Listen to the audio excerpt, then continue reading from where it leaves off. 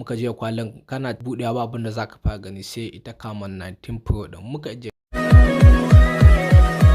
Assalamu alaikum, barkamu da sake saduwa da ku a cikin wannan bidiyon. Kamar yadda kuke gani yau za mu yi unboxing din sabon wayar kamfanin Tecno ne mai suna camon 19 Pro. Mu je kai tsaye mu yi unboxing ɗinta. Muka yanka nan wajen muka je kwalin kana buɗewa ba abin da zaka fara gani sai ita camon 19 Pro din muka je ta a gefe ɗaya. Abu na gaba wannan kwalin ne shi ma muka je shi a gefe ɗaya. Sa'annan sai case ɗin da take zuwa da shi. Abu na gaba kuma wannan yar takardar ne. Sa'annan sai charger da take zuwa da shi. Da wannan charger take zuwa. Wannan kwalin kuma ba kawai bane a cikin illa USB sai kuma earpiece ɗin da take zuwa da shi. Sa'annan sai ita wayar ana maka kawo ƙarshen unboxing, yanzu kuma za mu shiga cikin review. Kamfanin Tecno shi launching ɗin camon 19 Pro a 2022 June 15. Sun releasing ɗin shi a kasuwa 2022 July 13. Yanayin weight ɗinta ma'ana nauyinta 204 kg. Build ɗinta na gaba glass ne, bayanta kuma plastic ne. Sannan frame ɗin da take zuwa da shi ma na plastic ne. A gefen SIM tana zuwa da dual SIM. Muka koma gefen display kuma wace da take zuwa da LPS LCD. Size ɗinta kuma 6.8 inches. Resolution ɗin da take zuwa da shi tana zuwa da 1080 times 2460 pixels ne. A gefen platform wace da take zuwa da Android 12.